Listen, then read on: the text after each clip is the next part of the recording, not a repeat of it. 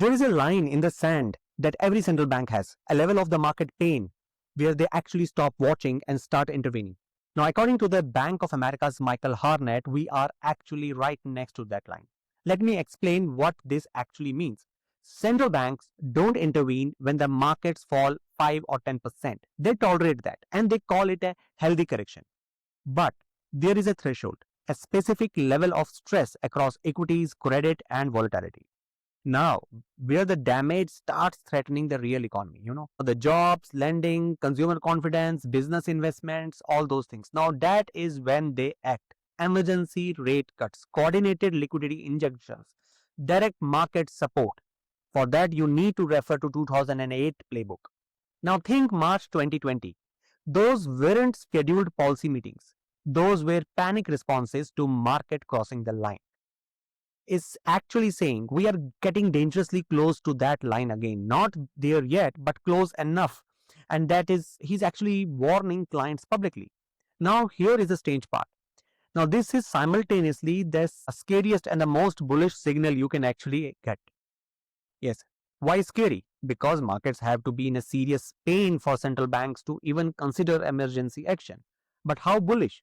Because when the intervention does come, it historically triggers some of the most powerful rallies in the market history. The March of 2020 crash and the recovery that followed, that was the policy intervention turning panic into the fastest bull market ever. Now, the problem is actually the timing.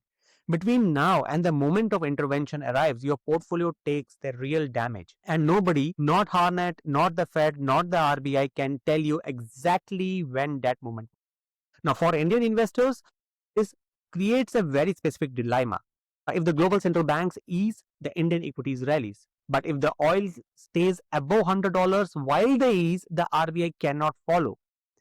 Because the current rates into the oil-driven inflation would actually destroy the rupee. But if the oil stays above $100 while they ease, the RBI cannot follow because the cutting rates into the oil-driven inflation would actually destroy the rupee. So India might be one economy where the global easing actually makes domestic policy harder. Now we are standing between a crash and the rescue. The real question is, which one arrives first, the crash or the rescue? The push for both. It is a push for both, but panic for neither. Follow for the signals before the intervention happens. So therefore, follow for the signal before the intervention happens. And this is Rajadhar, your money sage, signing off.